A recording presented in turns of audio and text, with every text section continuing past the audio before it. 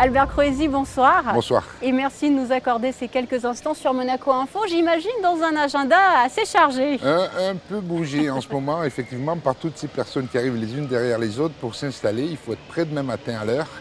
Donc ça bouge un peu, effectivement. Alors comment se déroulent d'ailleurs ces derniers préparatifs? Alors là, nous avons toute l'après-midi les régions qui arrivent à installer leurs stands. Les artisans, les commerçants, les petits chalets, les offices du tourisme vont prendre place toute la journée pour être demain matin près dès 10h à ouvrir le village des fiefs. Et je crois que vendredi soir, il y a déjà des temps forts, hein. Vous nous le disiez hors caméra. Oui, ce soir, dès que tout sera prêt, nous allons avoir une soirée Pambagna soupe au pistou qui est préparée par les coqs communois qui sont arrivés ce matin et qui ont mis en place déjà d'énormes marmites pour préparer cette soupe pour peut-être 300 personnes ce soir. Alors justement, parlez-nous un petit peu, j'allais dire, des sites qui sont à l'honneur précisément cette année. Alors nous avons 3 régions, anciens sites, qui sont pour le Valentinois, la ville de Montélimar, Cré, Buis-les-Baronnies, Romans-sur-Isère et puis Chabeuil. Ensuite, pour le pays de Matignon, c'est la commune de Matignon, Saint-Caleguildo et Plévenon. À ces sites-là, on va rajouter Dolciacqua, le petit village derrière notre frontière, et en tant qu'ancien territoire de la Principauté, la commune de Roquebrune-Cap-Martin. Voilà les invités de l'année.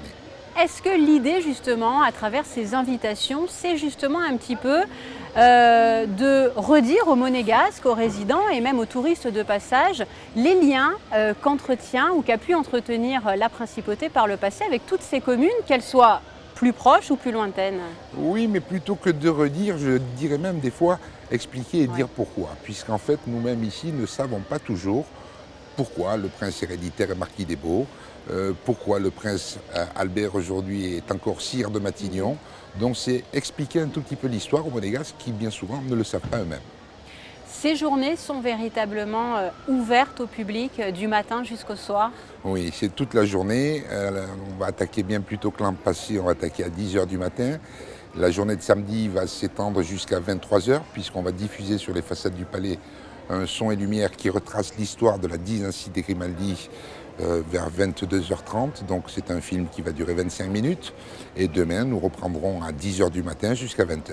Alors, après notre journée de dimanche, ce sera la fête de la Saint-Jean qui sera célébrée avec le feu sur la place du Palais. Alors je sais que Monaco Interexpo notamment propose le programme détaillé sur son site internet. Quels sont selon vous peut-être les temps forts qui peuvent être, j'allais dire, un peu destinés aux enfants ou aux plus jeunes par exemple? Alors je pense qu'il y a un moment à ne pas rater, ce sera dès 11h du matin où le souverain va venir faire le discours d'ouverture de la 2e rencontre des sites historiques et remettre la plaque commémorative au maire des communes. Derrière ce discours, il va y avoir son intronisation dans la confrérie du Nougat de Montélimar. Ça, c'est un moment qui va être assez sympathique à vivre. Ensuite, toute la journée, il va y avoir des animations sur la place sans discontinuer. Du côté de Malitia, nous avons installé les jeux pour enfants avec une piste de gourène. Le gourène étant une lutte bretonne, une lutte ancestrale bretonne. Ça ressemble un peu à du judo, mais on va découvrir ça. On a fait venir plusieurs mètres cubes de sciure, puisqu'ils vont se rouler dans la sciure, donc ça doit être aussi assez sympathique à voir. Ben oui, sympathique. Et le soir, le son et lumière à 22h30. Albert Croesi, on le disait, il s'agit de la 2e édition de ces rencontres. Est-ce que lors de la première l'an dernier, vous vous attendiez honnêtement à un tel succès? Non, franchement pas, d'autant que comme toute première fois, nous avions fait un peu de publicité, un peu d'affichage en ville, mais nous ne savions pas trop vers quoi nous irions.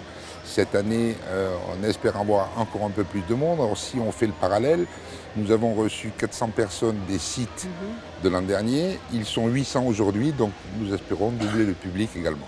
Alors là, le week-end n'est pas encore commencé. La 2e édition aura donc lieu, vous le disiez, samedi et dimanche. Est-ce que vous avez déjà dans l'idée la 3e édition, à savoir pour 2020, et est-ce que vous connaissez les communes qui seront à ce moment-là à l'honneur déjà? Oui, le souverain a émis le souhait que soit invité pour la 3e rencontre la Manche avec Saint-Lô et le territoire de Belfort. Voilà, ça devrait représenter 7 à 8 communes qui devraient nous rejoindre, et nous aurons également une commune limitrophe. Alors nous n'en sommes pas encore certains, mais nous pensons à Cagnes ou peut-être Peille. Voilà. Albert Croesi, merci beaucoup. Merci beaucoup. Bon dernier préparatif. Bonne soupe aux pistes, toi aussi. Oui, ce soir, tant qu'à faire. Ce soir. Et on suivra bien évidemment tout au long du week-end ces nouvelles rencontres. Ben, je vous Encore remercie beaucoup. merci. Merci.